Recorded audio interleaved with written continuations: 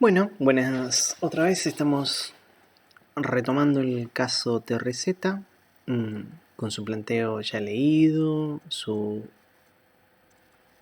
ensayo de construcción del flujo de fondos. Y vamos a ver una alternativa que puede surgir y que la vamos a plantear como un supuesto distinto que se puede haber acordado al momento de la evaluación con quien quiere hacer la inversión, viendo y revisando que nosotros nos manejamos por un criterio que es tomar los periodos como periodos vencidos, en los que registramos todo ingreso y egreso que se produce en un periodo de 365 días, en el caso del año, siempre como si fuera en su último momento. Entonces un poco lo que vamos a plantear es cuál podría ser una de esas propuestas alternativas. Obviamente, desde el cálculo financiero sabemos cómo funciona la cuota vencida o la cuota adelantada, o sea, cómo es un periodo donde se registra todo el último día o el primer día. Vamos a buscar una alternativa y ver qué efecto tiene sobre este mismo flujo de fondos sin cambiar ninguno de los datos. Hemos dicho que trabajando por periodo vencido, por ejemplo, en el caso de los ingresos, podíamos registrar solamente en el periodo 1 los 5.000 pesos que correspondían al ingreso de los últimos 6 meses de ese año, dejando todos y cada uno de los días de facturación del periodo 2 que se registren al final, ¿sí?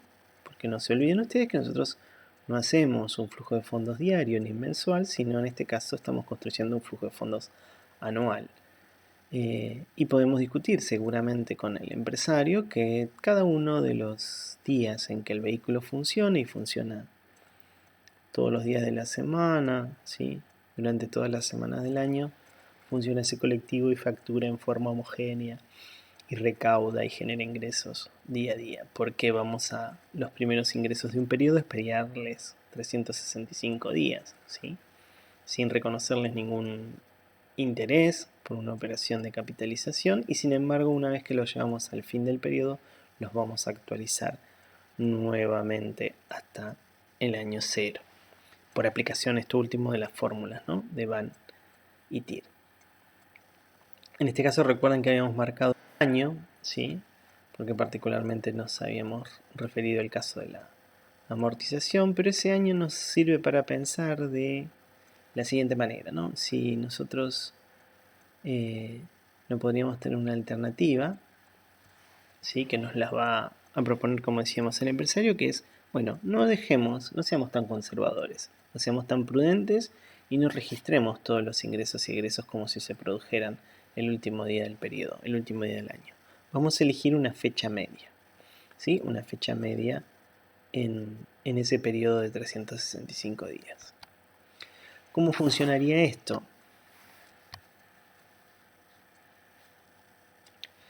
Yo antes tenía 5.000 pesos que registraban en el periodo 1 y 10.000 pesos hacia el final del periodo 1 y 10.000 pesos que registraba al final del periodo 2. Lo que nos está proponiendo es, bueno, tomemos ese periodo de un año que empieza desde la puesta en marcha del vehículo hasta que se cumple el primer año de la puesta en marcha del vehículo. Voy a tener 5.000 pesos registrados al final del periodo 1 y otros 5.000 pesos que van a quedar en espera de 5.000 adicionales para ser registrado como 10.000 al final del periodo 2. Bueno, y un poco la propuesta es, ¿por qué no hacer lo siguiente? ¿Por qué no traer 5.000 pesos de los últimos 6 meses, a los que no se le reconoce ninguna capitalización, y adelantar 5.000 pesos de los próximos 6 meses sin cobrarle ninguna actualización? Un poco es de los 10.000 pesos que se van a producir en forma homogénea durante un año, llevarlos justo a mitad. Esto nos hace coincidir con el periodo, ¿sí?, y con el momento que nosotros vamos a volcar en el flujo. Entonces nosotros de esta manera estaríamos volcando 5.000 más 5.000, estaríamos volcando un ingreso de 10.000 en el periodo 1, ¿sí? De la misma manera trabajaríamos con los siguientes periodos, ¿sí?, unificando siempre 6 meses últimos, 6 meses próximos, ¿sí? Vamos a llevarlos a la mitad de ese año, a la fecha media. Y eso en este caso nos va a llevar a coincidir con los flujos de fondo. Entonces tendríamos un ingreso en el periodo 1, ¿sí? De 10.000 pesos. Los egresos también se verían por el 100%. Seguimos la misma lógica, tanto para ingresos para egresos, para no generar una falla en el criterio. Si esto ocurre, es muy probable que al final del flujo no necesitemos tantos periodos, porque si ustedes ven ahí los últimos 5.000, ¿sí? Que antes habíamos registrado en el periodo 6, ya lo podríamos estar registrando con los últimos 5.000 del periodo 5 y estarían concentrados seguramente en el periodo 5. Así que tendríamos 10.000 en el 1, en el 2, en el 3, en el 4 y en el 5. Y con eso terminamos y completamos los 5.000 pesos de ingresos del colectivo. Quería marcar qué pasaba con el ingreso de la venta del bien de uso, con el resultado de esa venta. Vamos a actuar de la misma manera. 6 meses después de empezado el periodo 7. Pero como lo que ocurre durante todo un año lo llevamos al centro, esto vendría a parar, ¿sí? Justo al último día del periodo 6. Entonces, como último día del periodo 6, lo podríamos registrar y el flujo tendría una columna menos. No hay demasiados cambios, simplemente este pequeño ajuste, ¿sí? Esta solicitud que nos puede hacer, como decíamos, y como ejemplo el empresario, para que no seamos tan arriesgados, no seamos tan conservadores y seamos un poquito más arriesgados en la estimación de lo que son los ingresos y los egresos. No esperemos al último día del periodo para que se produzcan, sino que adelantémoslos un poquito. Y cuando hablo de ser arriesgados, está claro que si estamos hablando de ingresos netos positivos, estamos suponiendo que los ingresos se van a producir antes de lo que podrían llegarse a producir. También es cierto que hay otros que los estamos retrasando, así que en esa compensación este criterio quedaría. Veámoslo en el flujo cómo queda y qué efecto tendrían, ¿no? Porque solamente vamos a cambiar esto.